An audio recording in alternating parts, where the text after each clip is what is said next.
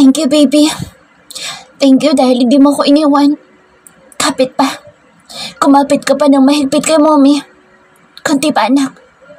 Sorry kung hindi makapag-focus si mommy sa'yo, pero pangako, anak, pagkatapos ng graduation ko, iaalagaan na ni mommy ang sarili niya. Magiging safe tayong dalawa. Saad ko habang nakahawak sa tiyan ko. Magmerienda ka muna, iha. Sabi sa akin ni Manang. Salamat po. Sagot ko sa kanya. Alagaan mo ang sarili mo, iha, lalo na't buntis ka. Sabi niya sa akin. Opo, Manang. Salamat po dito sa merienda. Sige, pasok na ako sa loob. Kainin mo na yan bago pa lumamig. Nakangiti na sabi niya sa akin. Ngumiti ako kay Manang at tinikman ko na ang niluto ni Manang at nagustuhan ko ito. Naalala ko tuloy si mommy noon. Tuwing gumagawa ako ng assignment ko ay palagi niya akong pinagluluto ng merienda. How I wish na nandito ka ngayon, Mom. Saad ko sa kawalan. Nang maubos ko na ang pagkain ko ay tinapos ko na ang ginagawa ko hanggang sa dalawin na ako ng antok kaya naman pumasok na ako sa silid ko para matulog. Nagising ako dahil naramdaman ko na may yumakap sa akin. Nang idilat ko ang mga mata ko ay bumungad sa akin si Marcus. You're here, sabi ko sa kanya. I'm sorry, sabi niya sa akin. Wala ka namang kasalanan. Ako ang dapat na mag-sorry sa'yo dahil inihiyaan ko sarili ko na saktan niya. Mabuti na lang dahil malakas ang kapit na baby natin. Hindi niya tayo iniwan. Sabi ko sa kanya. I saw the video. Saad niya sa akin. Bigla akong nahiya dahil sa mga sinabi ko kay Lorraine kanina. I'm sorry. Hindi ko lang mapigilan ang sarili ko kaya ako nasabi iyon. Sabi ko sa kanya. I'm so proud of you. Sabi niya sa akin at hinalikan niya ako. Bakit ka proud?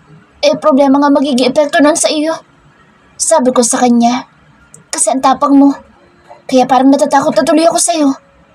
Natatawa na sabi niya kaya naman napalabi akong bigla. Dapat lang. Iwan kita dyan eh. Pabiro na sabi ko sa kanya. Pero parang gusto ko na agad bawiin ang joke ko dahil nakita ko ang pag-iba ng mukha niya. Nakita ko ang lungkot sa mga mata niya. Balak mo ba akong iwan? Tanong niya sa akin. Love, nabibiro lang ako. Sabi ko sa kanya. Pero hindi magandang biro iyan. Sabi niya at mabilis siyang tumayo. Love, nabibiro lang po ako. Natataranta naman ako dahil nagsuot na siya ng t-shirt niya. Love! Tawag ko sa kanya pero hindi niya ako pinapansin. Mabilis siyang lumabas sa silid ko kaya naman sumunod ako sa kanya pero talagang nagtatampo siya dahil sumakay siya sa kotse niya at mabilis na umalis. Naiwan naman ako na nakatulala habang nakatingin sa gate. Hayaan mo na lang siya, anak. Babalik din siya. Mahal ka noon. Sabi sa akin ni Papa. Kasalanan ko po, Papa. Hindi ko kasi pinag-iisipan ang sinabi ko. Nagbiro po kasi ako at malimbiro pa. Sagot ko kay Papa bago ako umakyat ulit sa silid ko. Kumain na tayo, anak. Mauna na po kayo, Papa. Wala po akong gana. Sorry po. Sagot ko sa kanya. Sige. Sagot naman niya sa akin kaya tumuloy na ako sa silid ko. Pagpasok sa silid ko ay humiga ako sa kama ko at nakatitig lang ako sa kisame. Bakit kasi nagbiro ka pa ng ganoon? Iyan tuloy nagtampo na. Paano natin siya susuyuin? Paano ko tuloy magtampot iwan ka? Anong gagawin mo? Kausap ko sa sarili ko. Kinuha ko ang phone ko at sinusubukan ko siyang tawagan pero wala talaga. Hindi man lang niya ako sinasagot kaya naman nasaktan ako. Mag-isip ka, Amara. Ano ba dapat natin gawin? Tanong ko sa sarili. Galit ka ba? Love, nagbibiro lang ako. Sorry na. Mag-reply ka naman po. Ayaw mo na ba sa akin? Love, ayaw mo mag-reply? Kung ayaw mo, di wag. Sige, wag kang pumunta dito. Kalimutan mo na lang kami ng anak mo. I hate you. Nagbibiro lang naman kasi ako. Ang seryoso mo masyado. Hindi ka naman gwapo. Hindi na kita mahal, nakakainis ka. So sobrang inis ko sa kanya ay kung ano-ano na lang ang mga text na pinadala ko sa kanya. Nakakainis kasi siya. Balak pa yata niyang magpasuyo. Bahala siya sa buhay niya. Kung ayaw, diwa. Nagulat ako dahil bigla na lang bubukas ang pinto at pumasok siya. He looked frustrated at alam ko na dahil yun sa akin. Bakit ka ba ganyan? Ikaw nga itong may kasalanan pero bakit parang ikaw pang may ganang magpasuyo? Tanong niya sa akin kaya natulala na lang ako sa kanya. Ano bang gusto mo? Ako pa susuyo sa'yo?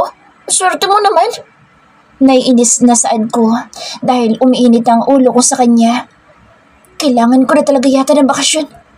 Sabi niya sa akin at naglakad papunta sa may pintuan. Subukan mo lumabas. Wala ka na talagang babalikan. Sabi ko sa kanya at mabilis akong lumabas sa silid ko. Kanina pa ako nakaupo dito sa living room pero hindi na talaga siya lumabas ng room ko.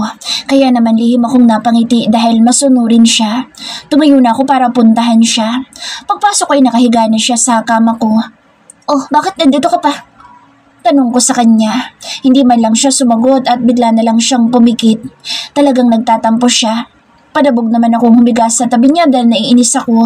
Hindi man lang niya ako niyakap kaya umusod ako at isiniksik siya sa dulo pero wala man lang effect sa kanya. Talagang dadma lang ang peg niya.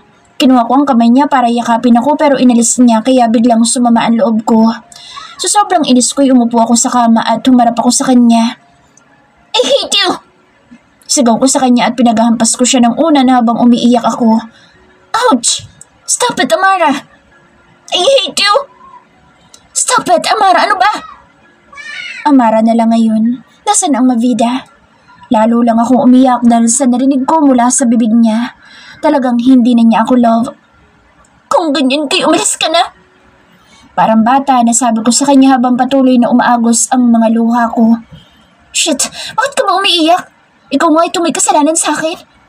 Sabi niya sa akin at halatang stress na siya. Ikaw kasi, kanina nag-sorry ako pero ayaw mo. Nagbibiro lang naman ka sa ako. Libasa kasi matanda ka na kaya ganyan ka sa akin. Ang hirap naman mag-joke sa'yo kasi seryoso mo. Sabi ko sa kanya. Narinig ko na napabuntong hininga siya pagkatapos ay lumapit sa akin. Pinunasan din niya ang luha ko pero lalo pa akong umiyak. Sorry na po. Malumanay na sabi niya sa akin. Nakakainis ka talaga. Umiiyak na sabi ko sa kanya. Alam ko po, tahan ka na. Umiiyak din sa baby dahil umiiyak ang mommy niya. Sabi niya sa akin. Love mo pa rin ba ako? Parang bata na tanong ko sa kanya. Of course, my vida. I love you. Malambing na sabi niya sa akin at hinalikan niya ako. Sorry, love. Sabi ko sa kanya dahil alam ko naman na kasalanan ko. Kumain na tayo. Kanina pa ako nagugutom. Sabi niya sa akin. Bakit kasi hindi ka lumabas? Kung lumabas ako baka lalo ka magalit sa akin. Sagot niya sa akin kaya naman napangiti na lang ako. Good boy. Sabi ko at hinalikan ko siya sa labi. Nagulat pa ako dahil bigla na lang niya akong binuhat. Inuutusan ko siya na ibaba niya ako pero ayaw niya kaya sumiksik na lang ako sa dibdib niya dahil nahihiya ako. Lalo na't gising pa ang ibang kasama namin sa bahay. Ihanda ko po muna ang mesa, iha. Sabi ni Manang. Kami na po ang bahala, Manang. Magpahinga na po kayo. Sabi ng asawa ko. Pero ako na po ang bahala sa misis ko, Manang. Nakangiti pa na sabi niya kay Manang. Sige, iho. Sa dining area kami dumiretso. Ibinaba niya ako sa may upuan at naghain siya ng pagkain namin. Habang nakatingin ako sa kanya, hindi ko mapigilan ang sarili ko na lalo pang ma-in-love sa kanya. Paano ba naman kasi ang gwapo naman at caring pa. Total package na ibinigay sa akin ni Lord. Kung noon iniisip ko kung paano ko ba mapapasaya ang asawa ko pero ngayon ay kontento at masaya na ang puso ko habang nakatingin ako sa kanya. Palagi kong iniisip na sana hindi na magbago ang lahat. Na sana wala na kaming problema at mailuwal ko ng ligtas ang anak namin. Bubuo kami na isang masayang pamilya. Mamahalin at alagaan ko din siya pagdating ng tamang oras. Sa ngayon na maghihintay ako. Hihintayin ko muna siya dahil alam ko na marami pa siyang problema at marami pa siyang ginagawa. That's it na. Nakangiti na sabi niya sa akin. Ngumiti naman ako. Ako ang naglagay ng pagkain sa plato niya. Nagsimula na kaming kumain na dalawa. Lagi masarap ang kain ko kapag siya ang kasama ko. Nang matapos na kami ay siya na rin ang nagtimpla ng gatas ko. Ano pa ba ang hahanapin ko? Wala na dahil kay Marcos, unti-unti ko nang natatanggap na kamahal-mahal din pala ako. Na may tao din pala na magtsatsaga at magpaparamdam sa akin ng pagmamahal. Umakyat na kami para matulog na pero habang nakahiga kami ay bigla na lang siyang nagsalita. Sorry, mi vida. Kung kailangan pa din kitang iwan dito. Kapag nandito kay safe ka. Baka hindi ako makapunta dito dahil may mga mahalagang bagay ako na kailangan tapusin. Sabi niya sa akin. Okay lang po. Magiging busy na rin po ako. Sana'y makagraduate ako at gusto ko nandoon ka. Sabi ko sa kanya. Of course, pupunta ako. Sagot niya sa akin. Thank you, love. I love you. Malambing na sabi ko sa kanya. Thank you for understanding me, Vida. Sabi niya sa akin at mabilis akong hinalikan sa labi. At kagaya ng palagi naming ginagawa ay ipinaubaya ko ang sarili ko sa asawa ko. Pinagsaluhan namin ng isang mainit na gabi na puno ng pagmamahal. Sa bawat haplos at halik niya ay ramdam ko na ako lang. Nang magising ako ay mag-isa na lang ako sa kama ko. Bumungad sa akin ng isang cute na unan. Kaagad ko itong niyakap at talagang sobrang lambot. Parang tinatamad na tuloy akong bumangon. Narinig ko na nag-ring ang phone ko kaya mabilis ko itong sinagot. Love, this pillow is so cute. Thank you so much. Bungad ko sa kanya. Kagabi pa yan nandyan. Hindi ko lang ibinigay sa'yo dahil baka mas yakapin mo pa yan kaysa sa akin. Natatawa na sabi niya sa akin. Super lambot po. Parang ayaw ko nang bumangon. Sarap niya kasing yakapin. Sabi ko sa kanya. Bakit parang nagsisisi ako na ibinigay ko pa si... Grabe ka naman. Nagsiselos ka yata sa unan. Don't worry dahil ikaw pa rin ang love ko at ikaw lang ang favorite ko na yakapin. I miss you already, love. Sabi ko sa kanya. Me too. Sagot niya sa akin. Ingat ka palagi, love. Sige na, babay na. Kailangan ko nang maligo dahil baka malate na ako sa class ko. Sabi ko sa kanya. I love you both. Malambing na sabi niya bago ibinaba ang tawag. Tinatamad man ay kailangan kong bumangon. Mabilis ang ligo lang ang ginawa ko dahil malilate na ako. Pagbaba ko ay may nakahanda ng baon para sa akin at si Marcos daw ang gumawa kanina bago siya umalis. Thank you po, Mana. Kailangan ko na pong pumasok dahil late na po ako. Paalam ko sa kanya. Ingat ka, iha. Sumakay na ako sa kotse at kasama ko ang 2 kong bodyguards. Nakakahiyaman ito pero wala akong choice. Para na rin kasi sa safety namin ni baby. Pagpasok ko ay himalang kinamusta ako ng prof ko. Nalaman na rin nila na ninong ko si Papa. Kaya naman natigil na ang mga masasamang chismis tungkol sa akin. Takot din yata sila lalo na't may nakabantay sa akin na 2 malalaking tao. Saan niyo po gusto pumunta? Tanong sa akin ni Kuya James dahil tapos na ang klase ko. Sa sementeryo po. Sagot ko sa kanya at alam ko na nagulat siya. Sigurado ka? Tanong niya sa akin. Opo, dadalawin ko lang po mommy ko. Nakangiti na sabi ko sa kanya. Okay po. Sagot niya sa akin at inalalayan ako na pumasok sa loob ng kotse. May nadaanan kami na flower shop kaya naman bumili muna ako ng bulaklak para kay mommy. Pero habang papalapit ako sa puntod ni mommy ay may nakita akong tao na nakatayo doon. Pinagmasdan ko siya ng mabuti at tumigil ako sa paglalakad. Anong ginagawa niya dito? Tanong ko sa sarili ko at mabilis ako nagtago para hindi niya ako makita. Twins, POV. Ang malaman na buntis ang asawa ko ay isa sa mga magandang nangyari sa buhay ko. Kasama sa plano ko na buntisin siya para hindi niya ako iwan. Masaya ako at hindi ko alam kung paano ko ipapakita sa kanya, lalo na ngayon na naiipit ako sa sitwasyon na kagagawa ng daddy ko. Kaya naman gumawa ako ng plano. Hindi ko kayang tumabi sa babaeng iyon. Babaero ako pero hindi ako papatol sa babaeng pinagsawaan na ng daddy ko. At isa pa, loyal na ako kay Amara. Wala na akong balak na mambabae. Kararating ko lang sa office ko na bigla akong sinalubong ng secretary ko. Sir, nasa ospital pong asawa niyo. Biglang sabi sa akin ng secretary ko. What? Sigaw ko sa kanya. Viral po kasi ngayon yung video niya at tumawag din po sa akin ng secretary ni Mr. De La Vega. Hindi niyo daw po sinasagot ang tawag ni Mr. De La Vega. Sagot niya sa akin. Shit, naka-silent mode pala ang phone ko. Mabilis ko naman kinuha ang phone ko para tawagan si Sir Primo.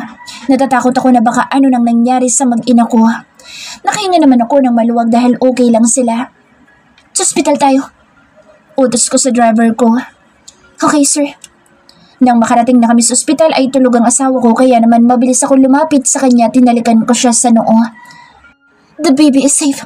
Mabuti na lang talaga at walang nangyari sa kanyang masama. Sa kanilang dalawa. Saad sa akin ni Mr. De La Vega. Thank you, sir. Sabi ko sa kanya. You're welcome, anak. Kailangan mo na yata bigyan ng leksyon ng peke mong asawa. Huwag mo nang hintayin na may gawin siya sa mag-ina mo.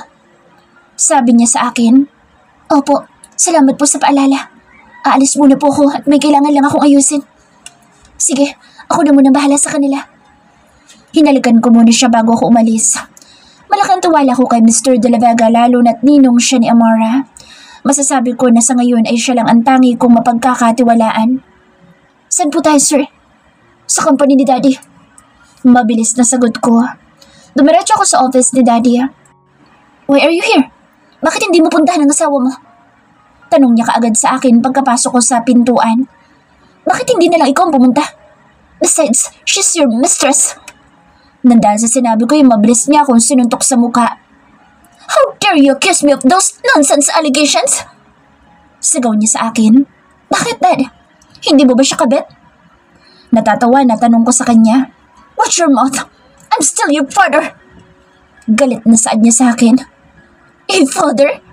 Are you my father? As I remember, you don't treat me as your son. Ginamit mo pa nga ako para makuha ang company nila, Lorraine. Now tell me, masarap ba mas bata? Hindi ka na ba kayang paligayahin ng asawa mo? Natatawa na tanong ko sa kanya. Sununtok niya ako ulit pero wala akong pakialam sa kanya. Sanay na ako sa mga pananakit niya sa akin simula pa noon. Ano ba pinagmamalaki mo? Ang babae mo? Ano ba pinagkaiba ng asawa mo kay Lorraine? Tanong niya sa akin habang nanlilisik ang mga mata niya. Marami. At siguro naman ngayon ay hahayaan mo na ako.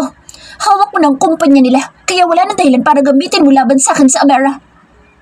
Sabi ko sa kanya at inayos ko ang suit ko. Balita ko'y nakikipagkita ka kay Primo. Tanong niya sa akin. At sino naman nagsasabi sa'yo? Di ba kaaway mo yun? Kaya kaaway na rin ang buo nating angkan. Natatawa na tanong ko sa kanya. Liar! Wala ka talagang utang na loob. Baka nakakalimutan mo na kung bumuhay sa'yo at kung anong meron ka ay akin. Hindi sa'yo. Kung ano man ang meron ako ay kay mommy yun.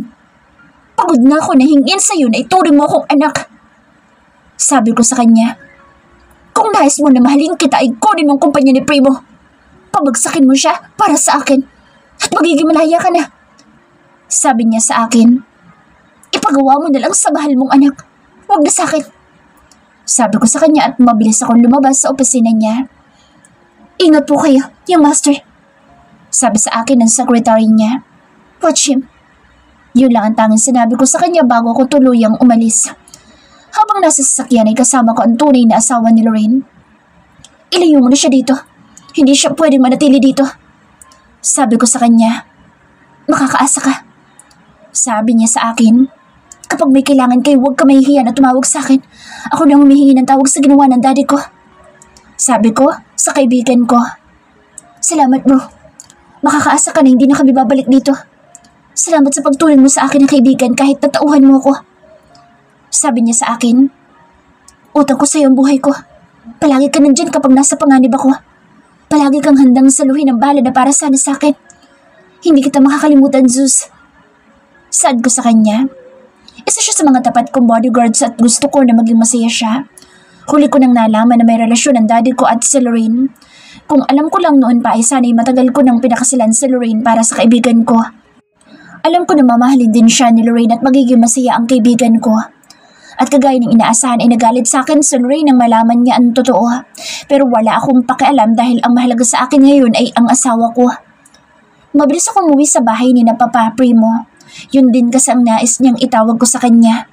Pero dahil sa biro ng asawa ko ay nasaktan ako at talagang pinagbantaan pa ako na kapag umalis ako iiwanan talaga niya ako. Wala ba akong karapatan na magtampo? Tanong ko sa sarili ko. Shit, this is not you doing. Hindi ikaw ito. Wala kang kinatatakutan pero bakit ngayon tumitiklop ka na? Kausap ko sa sarili ko. Humiga na lang ako at nakatulala lang sa kisame ng silid niya. Gustuhin ko man na tumira kasama siya sa sarili naming bahay ay hindi ko naman magawa. Kaya ko siyang protektahan pero alam ko na hindi sa lahat ng oras. Mas mabuti nang nandito siya. Dito, safe siya. Walang gagalaw sa kanya dito. Kahit na ako nagtatampoy, ako din naman ang sumuyo. Hindi ko kaya na makita siyang umiiyak. Mahal ko ang asawa ko at ang magiging anak ko.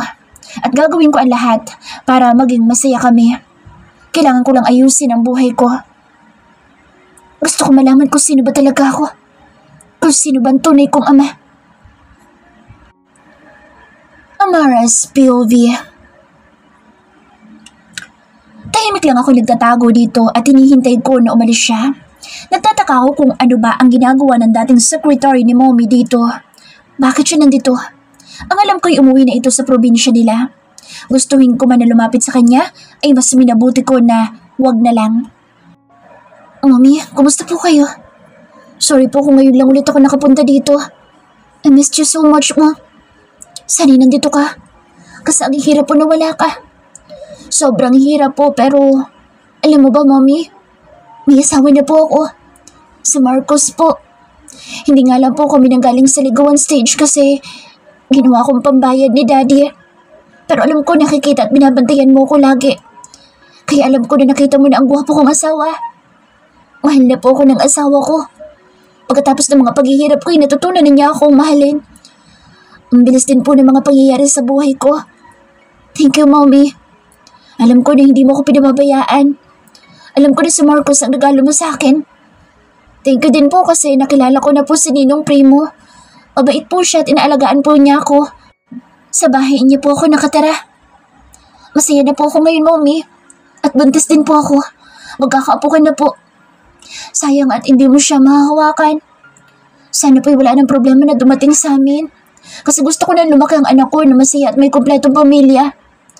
Ayoko na maranasan niya nangyari sa atin. Na hindi tayo ang priority ni Daddy. At noong nawala ka, mas lalong lumayo ang loob niya sa akin, Mommy. Ang sakit po. Ang sakit na hindi niya ako mahal. Na para bang ang hirap para sa kanya na mahalin ako. Hindi rin niya ako kayang piliin bilang anak niya. Ako ang anak niya. Ako ang paulit-ulit niyang itinatakwil. Mas mahal pa niya ang pera at ang mga anak ng asawa niya. Kailangan ko din naman siya. Kailangan ko din ng isang ama. Pero siguro kailangan ko na talagang tanggapin na hindi niya ako mamahalin pa. Nawala na akong ama. Sorry, Mommy. Sorry dahil ito mga sinasabi ko sa'yo. Wala kasi akong taong pwedeng kausapin eh. Wala makikinig sa akin at alam ko na ikaw lang. Na ikaw lang ang nakakaintindi sa akin. Sayang kung pwede ko lang ibalik ang nakaraan ay siguro kasama pa rin kita. Umupo ako sa harap ng puntod niya. Kanina ay tirik ang sikat ng araw pero bigla na lang nakumulimlim ngayon. Parang dinadamayan ako ng langit. Oo, malungkot talaga ako ngayon lalo na't nandito ako sa harap ng puntod ng mommy ko. Alam ko na ako ang sinisisi ni Daddy kung bakit namatay si mommy. Pero kung hindi naman niya ako iniwan ay hindi naman rin ako maliligaw at hindi rin naman ako mapupunta sa lugar na iyon. Alam ko na ayaw ni mommy na umiiyak ako. Alam ko rin na ayaw niyang sisihin ko ang sarili ko. Mommy, kailangan ko na pong umalis. Babalik po ulit ako dito next month. I love you, Mommy. Kakayanin ko po ang lahat. Sisimulan ko na pong maging matapang at hindi ko hahayaan na apihin pa nila o saktan ako. Bye, Mom. Paalam ko sa kanya at pinunasan ko na ang luha ko. Paglabas ko'y sinalubong ako ng mga bodyguards ko. Dumaan muna kami sa isang restaurant para kumain. Nahihiya pa silang sumabay sa akin pero wala naman akong pakialam dahil mas mahalaga sa akin na hindi sila nagugutom. Hanggang sa nakita ko na dumating si Marcos. Ngumiti siya sa akin at lumapit sa isang matandang lalaki na may kasama na isang babae na maganda sa kabilang table. Para akong nawala ng ganang kumain. Naiinis kasi ako dahil nagsiselos ako. Ma'am, kain ka na po. Don't worry, mas maganda ka doon sa babae na iyon. Mahal ka ni sir kaya huwag ka nang malungkot. Sabi sa akin ni Kuya James. Salamat po. Nakangiti na sabi ko sa kanya. Tama sinabi ni Kuya. Mahal ako ni Marcos kaya wala akong dapat na ipag-alala. Normal lang sa trabaho niya na may lunch meeting sa iba't ibang klase ng tao. Babae man o lalaki. Kailangan ko lang na magtiwala sa kanya. Kailangan ko na talagang masanay. Ayoko na magkaroon kami ng hindi pagkakaintindihan ng dahil lang sa pagiging selosa ko. Pero hindi naman siguro niya ako masisisi lalo na't ang gwapo niya at marami ding mga babae na ubod ng ganda. Kagaya ng babae na nasa harapan niya ngayon. Parang beauty queen ang mukha at height niya. O baka beauty queen talaga siya. Kesa ano pa ang mga negative na pumapasok sa isipan ko ay mas minabuti ko na lang natapusin ang kinakain ko. Tumayo na ako at nagpaalam sa kanila. Napupunta lang ako sa banyo. Palabas na sana ako pero bigla na lang lumitaw sa harapan ko ang asawa ko. Itinulak niya akong pabalik sa loob ng banyo. I love you. Malambing na sabi niya at tinalikan niya ako sa labi. I love you din po. Nakangiti na sabi ko sa kanya nang bitawan niya ang labi ko. Uuwi na ba kayo? Tanong niya sa akin. Opo, kasi ang sakit niyo sa mata. Nagsaselos ako. Pag-amin ko sa kanya sa tunay kong nararamdaman. Sorry po pero don't be jealous dahil anak lang siya ng ka-business meeting. Pero maganda siya. Sabi ko sa kanya, mas maganda ka. Ikaw ang pinakamaganda sa lahat. Gusto mo bang patunayan ko ngayon sa'yo? Nakangisi na tanong niya sa akin. Naniniwala na po ako. Iba na naman ang nasa isipan mo. Sige na't lumabas ka na. Utos ko sa kanya. Pasaway kasi. Kapag sinakyan ko pa ang biro niya ay alam ko na 3 hanggang 5 minuto na naman ang hihingin niya sa akin para sa quicking niya. Okay po. I love you, mi vida. Sabi niya at siniila ko ng isang halik. Parang wala pa sana siyang balak na tumigil at mabuti na lang at nakinig siya sa akin. Nang makalabas na siya, inayos ko naman ang sarili ko bago ako lumabas. Paglabas ko ay nasa tapat ng pintuan ng babae at nakatingin siya sa akin. Umiwas naman ako ng tingin at tumaan ako sa tabi niya. Hey, excuse me. Tawag niya sa akin kaya naman tumigil ako at nilingon ko siya. Ako ba kinakausap mo? Tanong ko sa kanya. May ibang tao pa ba dito? Tanong niya sa akin. Gamit ang mahinhin niyang boses. Anong kailangan mo? Tanong ko sa kanya. Ikaw ang kabit na Dwayne, di ba? Tanong niya sa akin. Hindi ko tuloy alam kung ano ba isasagot ko sa kanya. Nagkakamali ka yata, miss. Sabi ko sa kanya. I saw you. Nag-viral nga ang video mo eh. Sabi niya sa akin. Huwag ka masyadong maniwala sa mga video lalo na kung hindi mo alam ang totoong nangyari. Siguro isa ka rin sa mga babae na baliw kay Dwayne. So, welcome to the club. Sabi ko sa kanya at mabilis ko siyang iniwan. Halata na may gusto siya sa asawa ko. Siguro, balak na humingi ng tips para maakit niya si Marcus. Walang hiyang Lorraine dahil sa kanya ay nakilala na ako ng mga tao bilang kabit ng sarili kong asawa. Nasaan na kaya siya? Nakalabas na kaya siya ng kulungan? Tanong kong bigla sa sarili ko. Third person POV. Nagising si Lorraine sa hindi pamilyar na lugar. Kagad siyang nataranta dahil hindi niya alam kung nasaan ba siya. Ang muling naalala niya, tinakpan ng bodyguard ni Dwayne ang ilong niya ng isang panyo kaya nawalan siya ng malay. Kuya, gising ng asawa mo! Dinig niya na sigaw ng isang bata. Bumangon na siya at lumabas na sa silid na kinaroroonan niya. Biglang uminit ang ulo niya nang makita niya ang walang hiyang lalaki. Kaya hindi na niya napansin na may iba pang tao maliban sa kanilang dalawa. Anong ginawa mo sa akin? Nasaan ako? Sigaw ni Lorraine kay Zeus. Sa bahay namin. Sagot sa kanya ng lalaki. Bahay? Bahay niyo? Bakit mo ako Hindi niya natapos ang sasabihin niya dahil may 2 matanda ang nakatingin sa kanila at may mga maliliit din na mga bata na para bang nagtataka ang mga ito. Nakaramdam naman ng hiya si Lorraine kaya naman hinila niya ang lalaking pabalik sa loob ng silid niya. What the hell are you doing? Ibalik mo ako sa Maynila. Ibalik mo ako sa asawa ko. Utos niya sa lalaki. Ako ang asawa mo. Sagot sa kanya ng lalaki at talatang naiinis ito sa sinabi niya. Hindi ikaw. Hinalikan ni Zeus si Lorraine kaya naman natahimik ito. Hindi alam ni Lorraine pero may kakaiba sa halik sa kanya ng lalaki. Ang halik na pamilyar sa kanya. Ang halik na lagi niyang hinahanap-hanap pero pinigilan niya ang kanyang sarili. Hindi siya makakapayag na maging asawa ng isang hampas lupa na lalaki. At dahil si Dwayne lang ang mahal niya, kahit pa masasabi na may itsura din ang lalaking ito. Bitiwan mo ako! Sa tingin mo ba talaga may tatago niyo ako dito? Alis ako dito at tumanda ka sa akin kapag nakaalis na ako dito. Kung makakaalis ka pa dito. Sabi ni Zeus. I hate you! I hate you! Sigaw niya at pinaghahampas ang dibdib ng lalaki. Stop it! Utos sa kanya ni Zeus. Hindi naman siya tumigil at patuloy nitong pinaghahampas ang lalaki hanggang sa napagod siya. Mabilis naman lumabas si Zeus at naiwan siyang mag-isa sa loob ng silid nito. Napaiyak na lang si Lorraine sa sobrang galit niya. How can she survive in this kind of place? Parang hindi niya kaya mabuhay sa ganitong lugar. Higit sa lahat, hindi niya kaya na ang lalaking yun ang legal niyang asawa. I hate you, Dwayne. Humanda ka sa pagbabalik ko.